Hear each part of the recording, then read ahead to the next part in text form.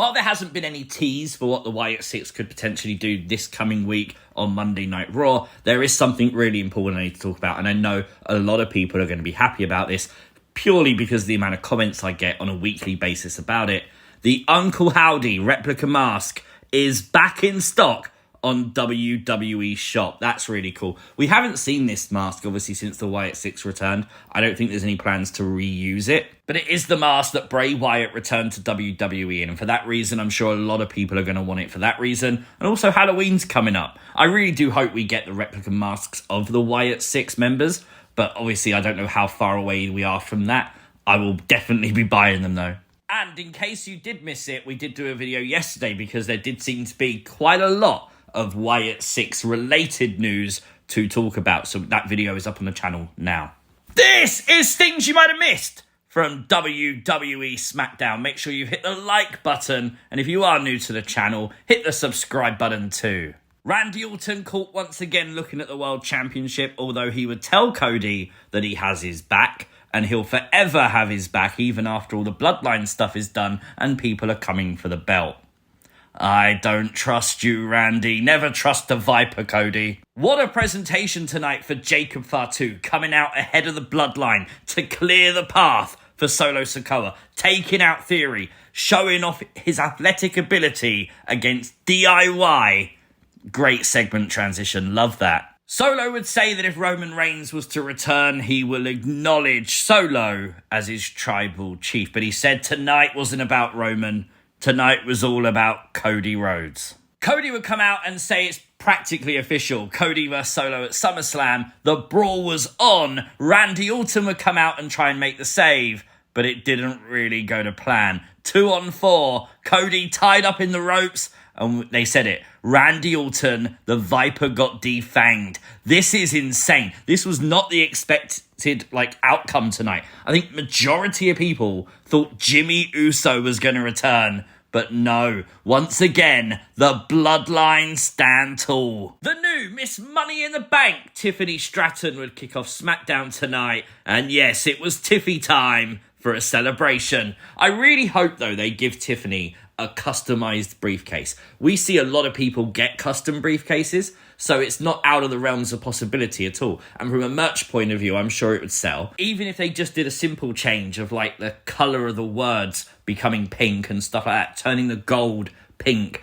I feel like the character of Tiffany Stratton would customize it, you know? Tiffany would send out a warning to Bayley, Liv Morgan, and Roxanne Perez. I don't think she's going to cash in on Roxanne, but there is a history between the two. How would you feel if Tiffany legit did cash in on the NXT Women's Championship? Let me know in the comments down below.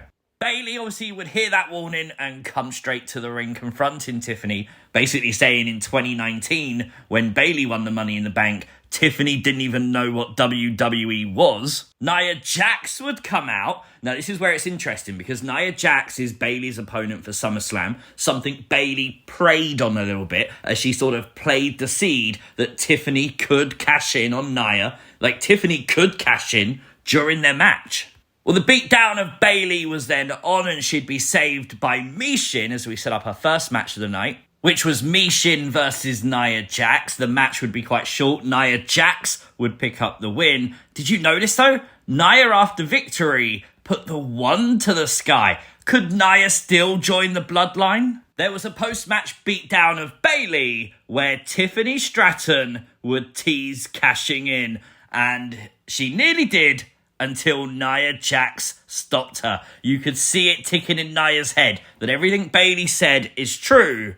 Is there problems between Nia and Tiffany already? We found out what's next for Andrade, and that is Carmelo Hayes. I'm interested in this. What they did in the Money in the Bank match was special. Let's see what they can do in the ring together. I'm down for this. This should be loads of fun. Talking of loads of fun, we got another tease tonight for the Pretty Deadly, the musical.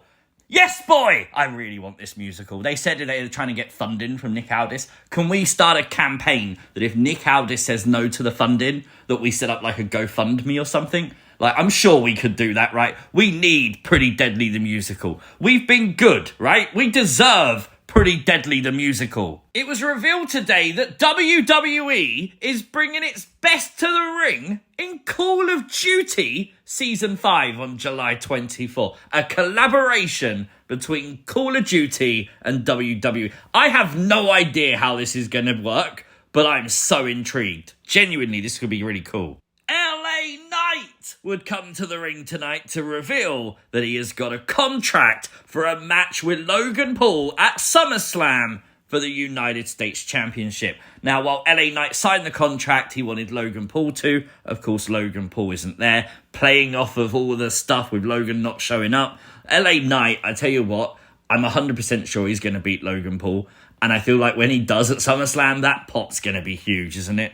Blair Davenport would lose a match tonight versus Naomi. A lot of people upset about this. A lot of people upset that you can't get new stars straight into victory positions. I think WWE did enough tonight for me. There was a video package hyping up Blair Davenport, telling you why Blair Davenport is special.